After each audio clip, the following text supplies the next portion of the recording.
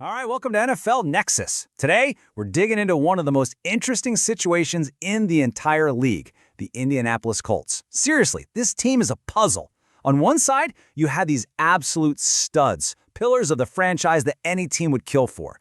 But on the other side, you've got this giant, gaping question mark at the most important position in all of sports. So what gives? What happens when a team looks like it's built to win right now, but maybe, just maybe, doesn't have the guy to get them there? Let's get into it. And hey, if you're into deep dives like this, do me a favor and hit that like button and subscribe. It really helps us out a ton. So yeah, this really cuts to the core of the whole thing, doesn't it? The Colts have the pieces. They absolutely have the talent to make some noise. But that QD situation just changes the entire conversation. It totally reframes how you have to look at this team. Are they genuinely a team built to win, a team that's right on the edge of being a real contender? Or are they just kind of stuck in neutral, forced to watch the prime years of their best players tick away while they wait for that final, all-important piece of the puzzle to show up?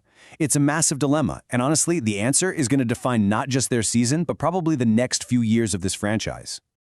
Okay, but before we get totally bogged down in all that quarterback drama, we have to talk about how solid the foundation of this team really is. And I'm not just talking about, good players or solid starters. No. We are talking about three guys in particular who have a legitimate case for being the best, or at least among the very best, at what they do in the entire NFL. These are the pillars. The guys that give the Colts a real identity and a high floor, no matter who's taking snaps. And you just have to start with the biggest pillar of them all, literally and figuratively.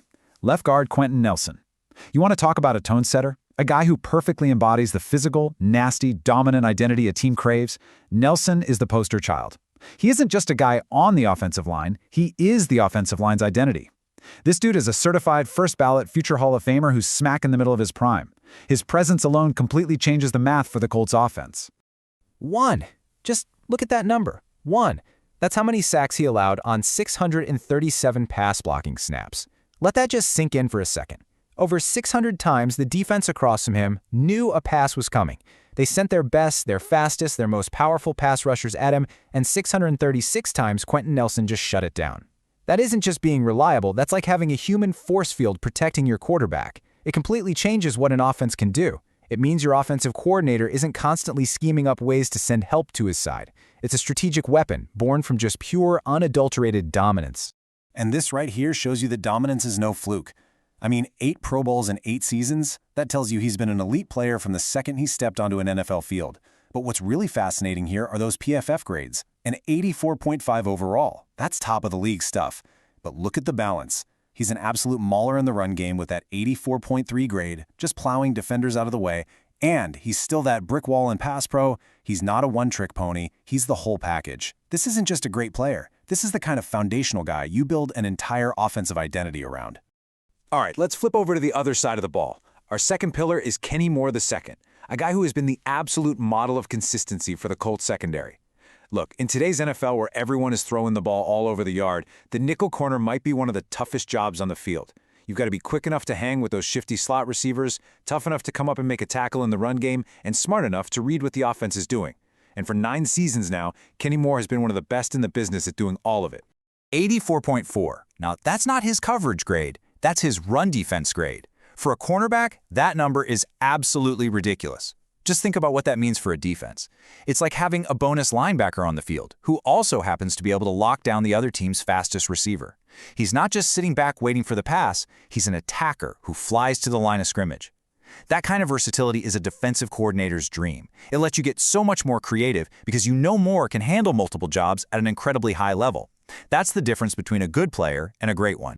And his overall game is just firing on all cylinders. He's been a Colt his whole career, and his 2025 season shows he's doing it all. That 55 tackles number, that's not empty stats. That shows you he's always around the football, he's not afraid of contact. The pass breakups prove his coverage skills are as sharp as ever. And that pick six, that shows he can still change the game with one play.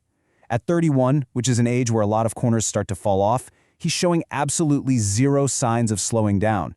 He's the veteran leader, the anchor that keeps that whole defensive unit stable. Okay, our third and final pillar brings us back to the offense. We're talking about the guy who has become the very definition of a security blanket, slot receiver Josh Downs. Every offense needs guys who can take the top off a defense, sure, But you win football games with the guys who can reliably get open when it's 3rd and 6 and you gotta move the chains.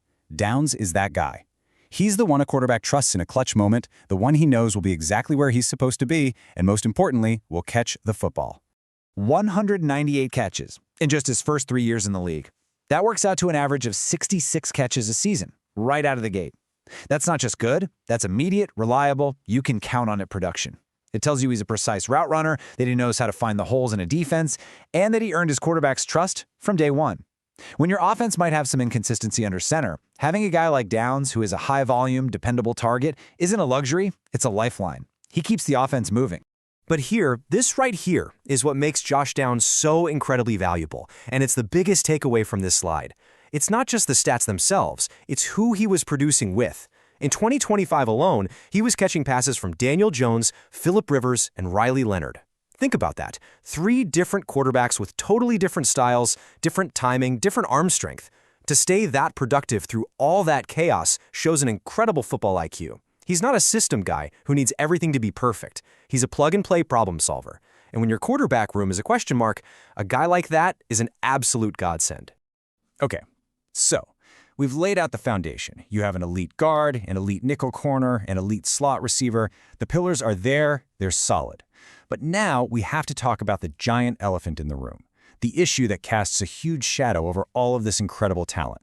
This team has a former number 4 overall pick on its roster, a guy with unbelievable physical gifts, and yet his future with the team is totally up in the air. We are, of course, talking about Anthony Richardson. Man, this timeline just shows you what a wild and frankly terrible ride it's been. Let's really walk through this, because every single step here is a big deal. First, he loses the starting job. For a guy picked 4th overall, that is a massive blow, not just to his confidence, but to the front office who stuck their neck out for him. Then a season-ending injury. That robs him of an entire year of practice, of reps, of growth, time that a young quarterback can never get back. Then, the team gives him permission to seek a trade. That's basically the organization putting up a for sale sign. But then the final blow, crickets. No one wants him. The trade market is ice cold. And that tells you that the rest of the league sees the same red flags the Colts do. So now everyone is stuck in this super awkward limbo. So, what on earth do the Colts do now? This slide really lays out the 2 sides of the coin. On the one hand, keeping him. It kind of makes sense, right? Daniel Jones is coming off a torn Achilles. That's one of the worst injuries a mobile QB can have. You have no idea if he'll be ready for week 1 or if he'll ever be the same guy. So Richardson is a high upside insurance policy. You still have that lottery ticket, that number 4 pick pedigree. But the argument to just move on is really strong too. He already lost the job once. The fact that no other team wants him is a huge red flag. And maybe the biggest thing, the trust is gone. How do you welcome a guy back and tell him to be a leader after you've already told him to pack his bags? It's the definition of being stuck between a rock and a hard place. And here's the GM, Chris Ballard, basically admitting out loud that they're in a tough spot. We have to translate this GM speak a little bit. When a GM says there is definitely a scenario, that is not a vote of confidence, that's not part of some grand plan, that's a fancy way of saying, yeah, we might be stuck with him, and we're trying not to completely tank his trade value, whatever is left of it. This is pure PR. It's admitting that they don't have control of the situation and they're just reacting. This isn't a strategy, it's damage control. And the future of the Colts is caught right in the middle of it. So this is where we bring it all home. We've got these 2 powerful and totally conflicting stories being told about the very same football team. You've got stability, you've got proven all-pro talent, you've got a really high floor. And then you have chaos, injury, uncertainty, and a massive void at the most important position. So what does it all mean for the Colts moving forward? Let's make one thing crystal clear. On any given Sunday, Quentin Nelson is going to dominate people. Kenny Moore is going to lock down the slot, and Josh Downs is going to get open and catch footballs. Those are the knowns. Those are the certainties. Those pillars give this team a floor that's higher than a lot of other teams in the league. They're going to be a tough, well-coached team that nobody wants to play, simply because of that foundational talent.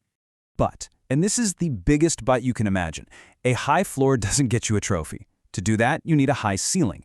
And in the modern NFL, your ceiling as a team is almost completely determined by who you have at quarterback.